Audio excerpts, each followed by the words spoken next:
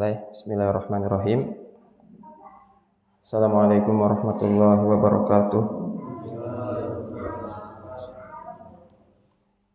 Innal hamdalillah nahmaduhu wa nasta'inuhu wa nastaghfiruh wa nastahdihi wa natubu ilaihi wa na'udzu billahi min syururi anfusina wa min sayyiati a'malina. Man yahdihillahu fala mudhillalah wa man yudlilhu fala hadiyalah. Asyhadu an la ilaha illallah wahdahu la syarikalah wa asyhadu anna Muhammadan abduhu wa rasuluh la nabiyya wa la rasula ba'dah. Allahumma 'allimna ma yanfa'una wanfa'na bima 'allamtana wa zidna ilman. Rabbi shrah lana sudurana wa yassir lana umurana warzuqna ilman nafi'an waghfir lana dzunubana ya rabbal alamin. Jamaah yang insyaallah dirahmati Allah Subhanahu wa taala, yang paling utama kita bersyukur atas nikmat dari Allah Subhanahu wa taala yang begitu besar kepada kita, yang paling berharga yaitu nikmat iman, nikmat Islam, nikmat sehat walafiat, sehingga kita bisa kembali duduk di majelis ilmu ya, setelah beberapa waktu ke belakang libur, yang mudah-mudahan tidak menurunkan semangat. Biasanya kalau sudah libur semangatnya agak kendor. Ketika semangat kendor, maka ingat selalu keutamaan majelis ilmu yang Nabi kita alaihi salatu wassalam banyak sampaikan pada banyak hadisnya. Di antaranya yang sering kita ulang-ulang, man salaka tariqan yaltamisu fihi ilman sahhalallahu lahu bihi tariqan ilal jannah. Barang siapa yang berjalan dalam rangka mencari ilmu, yang dimaksud itu ilmu agama. Nah, ini penting jamaah sekalian, ketika kita mendapatkan kata ilmu di dalam Al-Quran atau di dalam hadis atau kitab-kitab para ulama, maka yang dimaksud ilmu tersebut adalah ilmu syar'i, ilmu agama, bukan ilmu umum. Misalnya ilmu kedokteran, ilmu fisika, ilmu kimia, bukan itu yang dimaksud. Kalau itu yang dimaksud, maka disebutnya secara lengkap. Misalnya ilmu kedokteran dalam bahasa Arab ilmu tib, maka akan ditulis ilmu tib ya, atau ilmu teknik, ilmu handasah. Tapi kalau hanya disebut al-ilm di dalam Al-Quran maupun hadis, maka maknanya adalah ilmu agama. Salah satu contohnya misalnya hadis Nabi SAW, talabul ilmi faridatun ala kulli muslim. Insyaallah semua kita hafal dengan hadis ini. Menuntut ilmu wajib bagi setiap muslim dan muslimah tentunya. Nah, sebagian orang memahami ilmu di sini ilmu apa saja, matematika kah, kedokteran, fisika, kimia, teknik, dan lain sebagainya. Nah, ini kurang tepat. Yang dimaksud ilmu di dalam hadis ini adalah ilmu agama, ilmu syar'i. Itulah yang wajib. Kenapa? Karena ketika kita tidak memahami ilmu agama, maka tidak mungkin ibadah kita bisa benar. Dan ibadah ketika tidak benar, tidak sesuai dengan apa yang Nabi alaihi salatu wasallam contohkan, maka tidak akan diterima. Berarti hukum kita belajar ilmu agama itu wajib, jamaah sekalian. hukum kita duduk di majelis ilmu mempelajari ilmu syar'i yang wajib, ya tentu hukumnya wajib. Dan keutamaan-keutamaan majelis ilmu yang lainnya atau keutamaan ilmu agama secara umum. Mudah-mudahan dengan kita mengingat keutamaan-keutamaan tersebut membuat semangat kita kembali untuk duduk di majelis ilmu. Dan yang pasti jamaah sekalian, ya yang selalu kita ulang-ulang bahwa ada kebahagiaan ketika seseorang duduk di majelis ilmu. Dia akan merasakan ketenangan. Karena ini yang Nabi SAW alaihi salatu wassalam sampaikan, bahwasanya siapa yang berkumpul di rumah dari rumah-rumahnya Allah dalam rangka mempelajari Al-Quran, membaca Al-Quran, mempelajari ilmu agama, maka akan diturunkan kepada mereka ketenangan. Dan letak kebahagiaan itu di hati. Ya, letak kebahagiaan sesungguhnya adalah di hati, bukan di hal yang lain. Maka kita memohon kepada Allah Subhanahu wa taala, mudah-mudahan apa yang kita lakukan diterima oleh Allah Subhanahu wa taala dan istiqomah di atas ketaatan sampai dengan Allah Subhanahu wa taala mewafatkan kita. Jamaah yang insyaallah dirahmati Allah Subhanahu wa taala, insyaallah malam hari ini kita lanjutkan pembahasan kitab Al-Arba'in An-Nawawiyah, 42 hadis.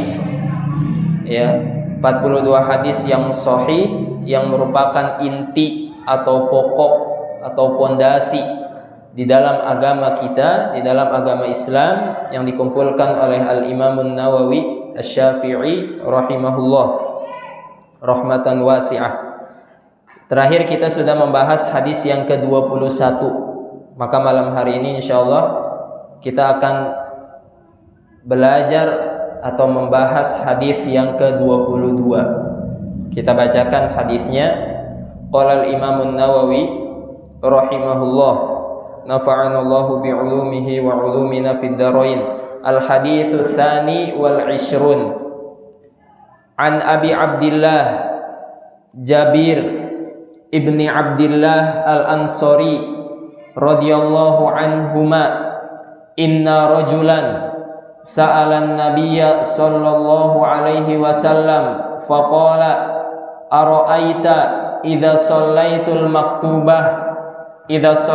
maktubat wa sumtu ramadan wa ahlaltul halal wa harramtul haram wa lam azid ala dzalika syai'an adkhulul jannah. Qala na'am, rawahu Muslim. Wa ma'na haramtul haram ijtanabtuh wa ma'na ahlaltul halal fa'altuhu mu'taqidan hillah. Diriwayatkan dari Abu Abdillah Jabir bin Abdillah radhiyallahu anhuma, semoga Allah meridhoi keduanya. Maksudnya Jabir sahabat Nabi sallallahu alaihi wasallam dan ayahnya Abdillah, bahwasanya seorang pria bertanya kepada Rasulullah sallallahu alaihi wasallam dengan mengatakan, kabarkan kepadaku wahai Rasulullah, seandainya saya sudah salat yang wajib 5 waktu, sudah berpuasa pada bulan Ramadan, menghalalkan yang halal, mengharamkan yang haram, dan saya tidak menambah sedikit pun darinya, apakah saya akan masuk surga? Maka Nabi SAW menjawab, na'am, iya, kamu akan masuk surga. Hadis riwayat Muslim. Kemudian Al-Imam An-Nawawi menambahkan di bawah hadis ini penjelasan sedikit. Kata beliau, arti ahlaltul halal, menghalalkan yang halal, maknanya adalah mengerjakannya dengan meyakini kehalalannya. Dia mengerjakan hal yang dihalalkan oleh Allah sambil dia meyakini di dalam hati bahwa itu memang perkara yang halal. Sedangkan arti haramtul haram, mengharamkan yang haram, artinya meninggalkan perkara-perkara yang diharamkan. Demikian Al-Imam Nawawi menyampaikan hadis ini. Jamaah yang dirahmati Allah Subhanahu wa taala, hadis ini diriwayatkan oleh sahabat yang mulia Jabir bin Abdullah. Semoga Allah meridhoinya dan meridhoi ayahnya. Kata beliau, sesungguhnya ada seorang laki-laki bertanya kepada Nabi SAW. Di dalam hadis ini, laki-laki yang bertanya tidak disebutkan identitasnya, siapa laki-laki tersebut. Dan banyak di hadis-hadis yang lain mirip seperti ini, yaitu ada seorang laki-laki datang kepada Nabi bertanya satu perkara. Kadang-kadang di akhir hadis disampaikan siapa laki-laki tersebut, seperti hadis Jibril di awal-awal pembahasan kita. Kadang-kadang tidak dijelaskan sama sekali siapa laki-laki yang dimaksud. Tapi ala kulli hal, kita pun sebenarnya tidak butuh untuk mengetahui siapa laki-laki yang bertanya tersebut, karena yang terpenting adalah maksud yang ditanyakan. Kecuali kalau ketika kita tidak mengetahui siapa identitasnya, maka akan merubah hukumnya, maka itu kita perlu untuk mengetahui. Tapi selama tidak ada bedanya mau kita mengetahui laki-laki tersebut atau tidak kita ketahui, tidak akan merubah hukum, maka tidak kita butuhkan untuk mengetahui siapa laki-laki yang dimaksud di hadis ini. Intinya, ada laki-laki bertanya kepada Nabi SAW. Apa kata beliau? Aro'aita. Kalimat aro'aita kita sering dengar jamaah sekalian, ya, baik di Al-Quran maupun di hadis. Di dalam hadis ini makna aro'aita adalah kabarkan kepadaku. Kabarkan kepadaku ya Rasulullah, idza shallaitul maktubat, apabila aku sudah sholat yang wajib, maksudnya sholat 5 waktu tok, hanya sholat 5 waktu saja. Wasumtu Ramadan, dan aku telah berpuasa Ramadan. Kita ketahui bahwasanya puasa yang wajib di dalam Islam pada asalnya hanya puasa Ramadan, kecuali ada hal-hal yang menyebabkan puasa lain menjadi wajib. Misalnya puasa nazar, kita bernazar untuk berpuasa, maka kita tunaikan nazar itu. Atau kafarat, ya, puasa sebagai penebus, maka itu wajib. Tapi hukum asalnya puasa yang wajib hanyalah puasa Ramadan. Selain itu sunnah. Kemudian wa ahlaltul halal, dan aku menghalalkan apa yang Allah halalkan. Maksudnya dia melakukan perkara-perkara yang Allah halalkan sambil meyakini di dalam hatinya bahwa itu perkara yang halal, sebagaimana yang tadi dijelaskan oleh Al-Imam Syafi'i. Makna ahlaltul halal artinya aku melakukan perkara yang dihalalkan sembari meyakini di dalam hati bahwa itu adalah perkara yang Allah atau syariat Islam halalkan. Kenapa? Karena makna ahlaltu atau ahalla syai' itu punya dua makna. Makna pertama, dia hanya meyakini saja. Ketika kita bilang ahlaltul halal, maka ada dua maknanya. Dia hanya meyakini saja bahwa itu perkara yang halal, tapi dia tidak melakukannya. Atau makna yang kedua adalah dia melakukannya tanpa dia meyakini bahwa itu perkara yang halal. Ya udah, lakuin aja tanpa dia meyakini oh ini memang dihalalkan oleh Allah Subhanahu wa taala. Maka makna kalimat ahlaltul halal di dalam hadis ini, aku melakukan perkara yang Allah halalkan, apapun yang Allah halalkan, dan itu banyak. Sesuatu yang dihalalkan jamaah sekalian di dalam Islam jauh lebih banyak daripada apa yang diharamkan. Sehingga tidak benar klaim sebagian orang yang mengatakan bahwa agama Islam ini penuh dengan larangan. Padahal kalau kita mempelajari Islam lebih baik lagi, lebih dalam lagi, maka kita dapati bahwa apa-apa yang Allah halalkan itu jauh lebih banyak daripada apa-apa yang diharamkan. Allah Subhanahu wa taala mengatakan di dalam Al-Qur'an, "Huwallazi khalaqalakum ma fil ardi jami'an." Dan dialah Allah yang telah menciptakan untuk kalian semua yang ada di bumi. Kebanyakan yang ada di bumi yang telah Allah Subhanahu wa taala berikan kepada kita adalah perkara-perkara yang halal. Tetapi Allah Subhanahu wa taala juga menjadikan sebagian itu perkara-perkara yang haram, selain karena memang itu buruk untuk kita, juga untuk menguji kita. Apakah kita mentaati Allah atau tidak. Kemudian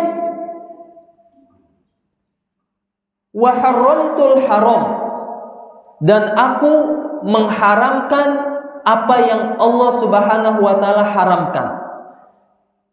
Maksudnya adalah aku menjauhi perbuatan yang haram tersebut sambil aku meyakini keharamannya. Walaupun tadi jamaah sekalian, penjelasan dari Al-Imam Nawawi di bawah hadis ya yang tadi saya sampaikan, ada penjelasan sedikit dari Al-Imam Nawawi makna ahlaltul halal dan haramtul haram. Di situ Al-Imam Nawawi mengatakan bahwasanya yang dimaksud dengan menghalalkan yang halal adalah mengerjakan yang halal disertai keyakinan bahwa itu sesuatu yang halal. Tetapi Al-Imam Nawawi ketika menjelaskan wa haramtul haram, beliau tidak mengatakan sebagaimana yang beliau katakan di ahlaltul halal. Beliau hanya mengatakan yang dimaksud dengan haramtul haram maknanya adalah ijtanabtuhu, aku menjauhi yang haram itu, tanpa meyakini. Di situ beliau tidak sebutkan mu'taqidan hurmatahu, meyakini keharamannya. Beliau tidak menyebutkan demikian.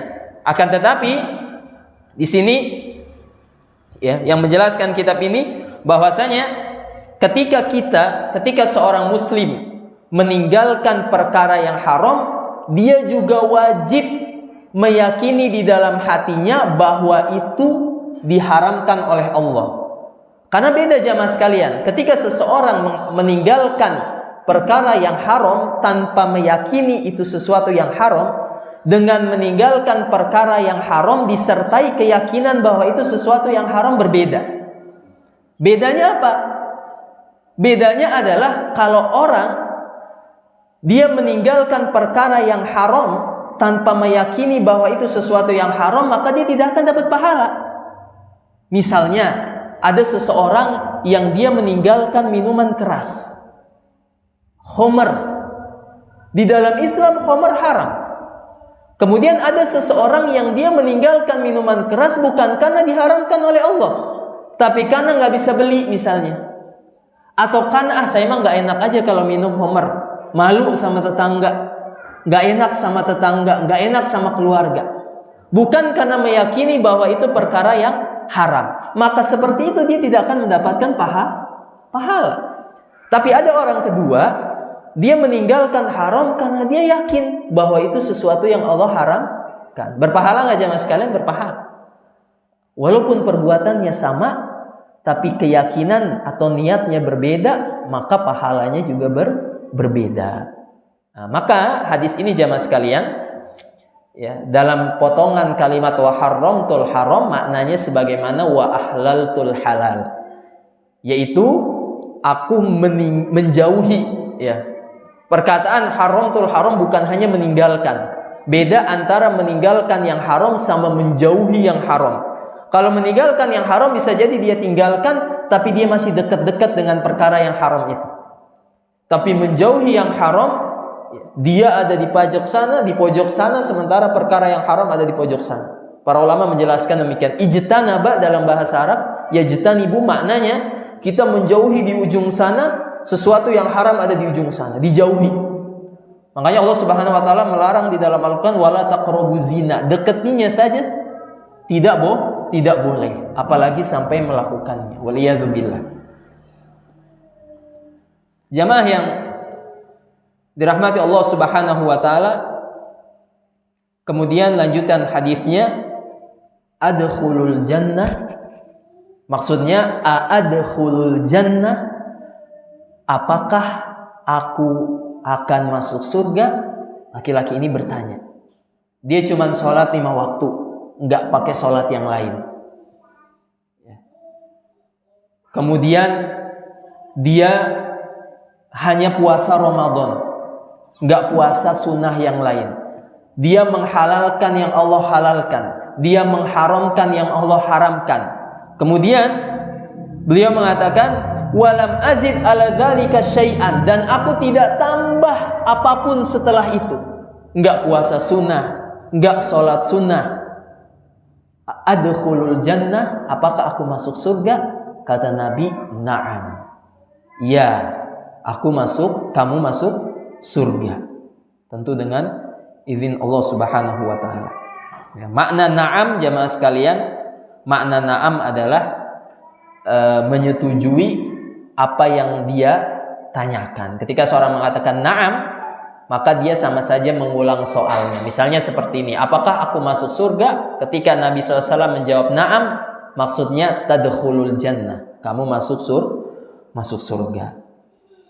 Jamaah yang dirahmati Allah Subhanahu wa taala, ya tentu surga sesuatu yang dirindukan oleh seluruh manusia. Allah Subhanahu wa taala mengatakan di dalam hadis qudsi, a'dattu li'ibadiyas sholihin ma la 'ainun ra'at wa la udhunun sami'at wa la khatara 'ala qalbi bashar. Kata Allah Subhanahu wa taala di dalam hadis qudsi, aku telah menyiapkan untuk hamba-hambaku yang soleh apa yang belum pernah dilihat oleh mata, belum pernah didengar oleh telinga, dan belum pernah terbesit di dalam hati.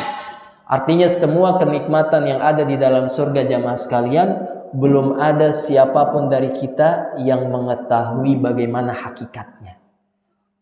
Walaupun jamaah banyak di dalam Al-Quran Allah Subhanahu wa taala menjelaskan tentang kenikmatan-kenikmatan di surga dengan nama-nama yang sama seperti di dunia.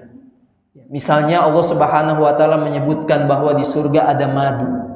Di surga sungainya dari susu. Di surga ada buah delima. Di surga ada macam-macam kenikmatan. Di surga ada anggur dan lain sebagainya. Tapi yang perlu dipahami sekalian jamaah, bahwasanya nama-nama ini memang sama dengan nama-nama yang ada di dunia, tetapi hakikat sesungguhnya bahwa itu berbeda. Karena kalau ujung-ujungnya sama, maka tidak istimewa surga itu. Tapi nama boleh sama, tapi hakikatnya adalah berbeda. Anggur yang ada di surga tentu tidak sebagaimana anggur yang di dunia. Delima yang ada di surga tidak sebagaimana delima yang ada di dunia. Sungai yang ada di surga tidak sebagaimana sungai yang ada di dunia. Mala ainun ra'at wala udhunun sami'at wala khatara ala qalbi bashar. Belum pernah dilihat oleh mata, didengar oleh telinga, bahkan terbesit di dalam hati kita saja tidak ada yang mampu. Karena begitu Allah Subhanahu wa taala siapkan dengan istimewa untuk hamba-hambanya yang soleh. Kemudian di ayat Al-Quran Allah Subhanahu wa taala mengatakan, fala ta'lamu nafsun ma ukhfiya lahum min qurrati a'yun, dan jiwa tidak ada seorang pun yang mengetahui apa yang disembunyikan untuk mereka berupa macam-macam kenikmatan, maksudnya di surga, yang menyenangkan hati sebagai balasan terhadap apa yang mereka kerjakan. Jadi memang sengaja Allah sembunyikan jamaah sekalian agar kita berlomba-lomba termotivasi untuk meraihnya. Maka kita memohon kepada Allah, semoga Allah Subhanahu wa taala memasukkan kita ke dalam surganya. Amin Allahumma amin. Jamaah yang dirahmati Allah Subhanahu wa taala, dari hadis ini banyak faidah yang bisa kita ambil. Di antaranya yang pertama, bagaimana semangatnya para sahabat Nabi Shallallahu Alaihi Wasallam bertanya kepada Nabi Alaihi Salatu Wasallam. Para sahabat ketika mereka dekat dengan Nabi Shallallahu Alaihi Wasallam, mereka tidak menyia-nyiakan kesempatan itu untuk bertanya perkara-perkara yang penting, khususnya perkara yang berkaitan dengan perkara-perkara akhirat. Bagaimana hausnya para sahabat akan ilmu agama. Tidak sebagaimana kita atau sebagian kita yang tidak memiliki semangat dalam mengetahui ilmu atau kurang semangat dalam menuntut ilmu. Maka kita belajar bagaimana semangatnya, kesungguhannya para sahabat untuk bertanya kepada Nabi Shallallahu Alaihi Wasallam berkaitan dengan ilmu. Dan pernah salah seorang sahabat Nabi Shallallahu Alaihi Wasallam yang merupakan ahli Al-Quran, Ibnu Abbas radhiyallahu anhuma, ketika ditanya apa rahasiamu bisa memiliki ilmu sebanyak ini. Kita tahu jamaah bahwasanya sahabat Ibnu Abbas radhiyallahu anhu itu diantara sahabat Nabi yang paling paham terhadap Al-Quran, paling paham terhadap tafsir Al-Quran. Bahasanya ulamanya sahabat. Ketika ditanya apa rahasianya, beliau menjawab dua hal. Yang pertama, lisanun saul wa qalbun aqul. Lisan yang senantiasa bertanya, ya, dan hati yang senantiasa, apa bahasanya? Hati yang senantiasa memikirkan. Ya. Intinya di yang pertama, seseorang ketika dia ingin mengetahui agama ini dengan baik, maka dia harus bertanya. Tapi bertanya kepada orang yang ahli. Jangan kita bertanya kepada yang bukan ahlinya, ahli ilmu. Jamaah yang dirahmati Allah Subhanahu wa taala, dan juga faidah lain dari hadis ini, bagaimana ya, para sahabat memiliki tujuan yang tinggi di dalam kehidupan mereka. Tujuan mereka hanya satu, gimana mereka bisa masuk ke dalam surga. Dan itu yang selalu difokuskan. Amal mereka di dunia difokuskan gimana caranya mereka masuk ke dalam surga.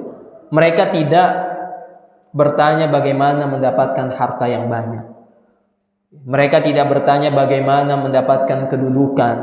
Atau tujuan mereka bukan untuk memperbanyak harta, tujuan mereka bukan untuk memperbanyak anak, bukan untuk bermewah-mewahan terhadap dunia. Tetapi tujuan mereka adalah gimana mereka masuk ke dalam surga. Makanya pernah satu ketika jamaah sekalian, ada seorang sahabat yang dia membantu Nabi Shallallahu Alaihi Wasallam menunaikan hajat Nabi Shallallahu Alaihi Wasallam. Kemudian Nabi bertanya, Is'al madza turid. Mintalah apa yang kamu inginkan.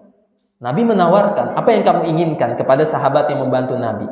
Kemudian apa jawabannya jamaah? Dia tidak minta harta, tidak minta kedudukan, tidak minta kekayaan, tidak minta kemewahan. Kata beliau, as'aluka murafaqatak fil jannah. Aku meminta kepadamu, maksudnya meminta kepada Allah agar aku bisa mendampingimu di surga. Kemudian Nabi bertanya lagi, adakah yang lain? Huwa dzak. Ya, hanya itu saja permintaanku. Kemudian kata Nabi, fa'inni ala nafsi bikathratis sujud ay bikathratis shalah. Kata Nabi, maka bantulah aku atas dirimu, maksudnya bantulah aku agar harapanmu tercapai dengan memperbanyak sujud. Maksudnya memperbanyak sholat. Bagaimana tujuan himmah para sahabat akan surga, dan tidak ada yang mengalahkan keinginan tersebut, baik harta, baik kemewahan, baik anak dan lain sebagainya. Jemaah yang dirahmati Allah Subhanahu wa taala, kemudian faidah yang ketiga, dari hadis ini kita bisa pahami bahwa seandainya ada seseorang yang dia hanya sholat 5 waktu, nggak ada sholat sunnahnya sama sekali, kemudian dia puasa Ramadan, nggak puasa sunnah, dia melakukan yang halal, kemudian dia mengharamkan, menjauhkan yang haram, maka dia bisa masuk ke dalam surga. Tapi pernah satu ketika Al-Imam Ahmad rahimahullah, beliau berkata bahwa seseorang yang meninggalkan sholat witir rajulun su, kata Al-Imam Ahmad, dalam rangka memotivasi seorang muslim untuk senantiasa melakukan sholat witir karena besarnya keutamaan sholat witir. Imam Ahmad mengatakan seseorang yang dia meninggalkan sholat witir tanpa uzur, maka dia rajulun su, seseorang yang buruk. Kenapa jamaah? Karena witir paling minimal 1 rakaat.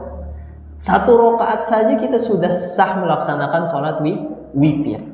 Maka maksud Imam Ahmad adalah bagaimana mungkin 1 rakaat saja seseorang tidak mau melaksanakan sholat witir. Akan tetapi perkataan Al-Imam Ahmad ini tidak dimaknai bahwa dia tidak akan masuk surga. Ya, rajulun su, ya bukan berarti dia tidak masuk surga. Sehingga hadis ini ya tidak bertentangan dengan perkataan Al-Imam Ahmad rahimahullah, ya, bahwasanya seseorang kalaupun dia tidak melakukan yang sunnah, maka dia bisa tetap masuk ke dalam surga. Jamaah yang dirahmati Allah Subhanahu wa taala, akan tetapi agar tidak disalahpahami, agar kita setelah ini akhirnya meninggalkan sholat sunnah, meninggalkan puasa sunnah, meninggalkan yang sunnah-sunnah gara-gara ngaji malam ini. Karena katanya kalau yang wajib-wajib sudah bisa masuk surga. Tetapi yang perlu diingat jamaah sekalian, apakah kita yakin bahwa yang wajib itu yang sudah kita kerjakan akan diterima? Tidak ada yang tahu. Maka gimana caranya untuk bisa mencari aman? Caranya adalah dengan kita melakukan yang sunnah. Karena di dalam hadis, ya, kalau tidak salah hadis qudsi, bahwasanya amalan sunnah ini kelak di akhirat akan menambal kekurangan-kekurangan pada amalan yang wajib. Betapa sering kita sholat tidak khusyuk, betapa sering kita puasa tapi masih melakukan hal yang Allah haramkan, betapa sering kita melakukan perkara-perkara yang wajib tapi tidak maksimal. Apa kita yakin diterima? Tidak ada yang tahu. Maka solusinya gimana? Solusinya kita tambah dengan yang sunnah. Agar apa? Agar kelak di akhirat amalan-amalan yang sunnah ini akan menambal. Sholat sunnah rawatib akan menambal kekurangan pada sholat wajib. Puasa sunnah akan menambal kekurangan pada puasa wajib. Dan seterusnya. Jamaah yang dirahmati Allah Subhanahu wa taala, faidah yang lain yang bisa kita ambil di dalam hadis ini, bahwasanya seseorang tidak sepantasnya menjauhi perkara-perkara yang telah Allah haramkan tanpa sebab yang syar'i. Jadi kalau memang perkara itu sudah Allah halalkan, maka kita silahkan untuk melakukan, selama memang dilakukan dengan porsi yang benar. Sehingga kurang tepat kalau ada seseorang yang dia tidak mau melakukan perkara yang halal, padahal sudah Allah halalkan, tanpa alasan yang syar'i. Misalnya ada orang yang misalnya ada orang yang sengaja tidak mau menikah, dengan alasan supaya lebih zuhud misalnya. Nah, ini tidak boleh jamaah sekalian di dalam Islam. Tapi kalau dia sudah berusaha kemudian memang belum Allah takdirkan, maka itu lain hal. Karena Nabi SAW menikah, bahkan istrinya banyak. Apakah akan menghalangi dari ibadah kepada Allah? Tidak.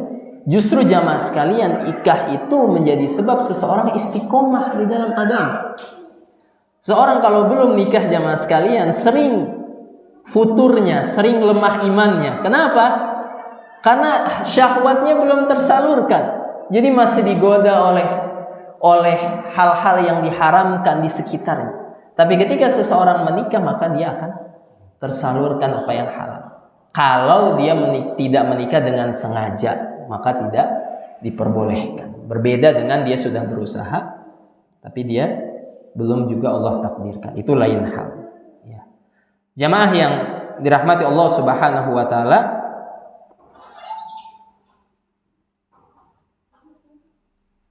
ada sedikit hal yang perlu dijelaskan di dalam hadis ini. Di dalam hadis ini jamaah sekalian, Nabi atau laki-laki ini hanya menyebutkan sebagian dari rukun Islam.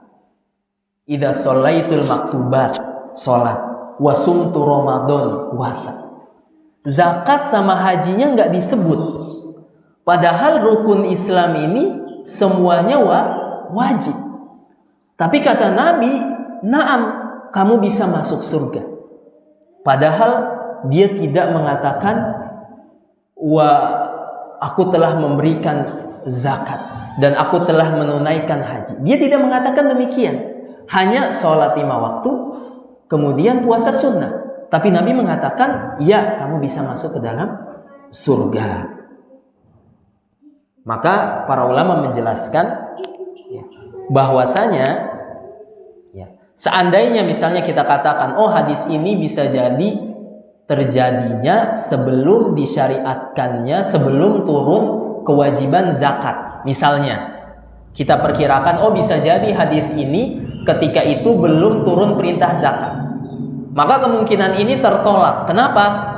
Karena perintah zakat itu turunnya lebih dahulu dari perintah puasa. Perintah zakat turunnya lebih dahulu daripada perintah zakat. Ya. Tetapi di sini laki-laki ini menyebutkan dia telah puasa, tapi dia tidak menyebutkan bahwasanya dia telah menunaikan zakat.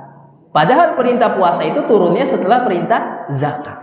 Maka kata para ulama, sebab bahwasanya laki-laki ini tidak mengatakan demikian dan Nabi SAW membenarkan bahwa beliau masuk ke dalam surga, karena bisa jadi Nabi SAW mengetahui bahwasanya orang tersebut tidak memiliki harta, sehingga tidak wajib baginya untuk membayar zakat dan tidak wajib baginya untuk berhaji. Karena zakat dan haji syaratnya harus ada harta. Atau kemungkinan kedua jamaah sekalian, bisa jadi dia orang yang berharta, memiliki harta, dan Nabi SAW tahu bahwasanya dia pasti dan sudah menunaikan, sehingga dia hanya menyebutkan 2 hal.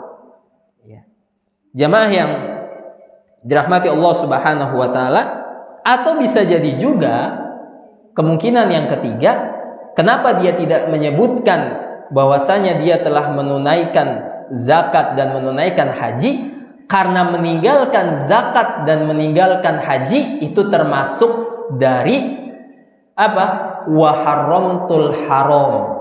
Aku telah meninggalkan perkara yang haram.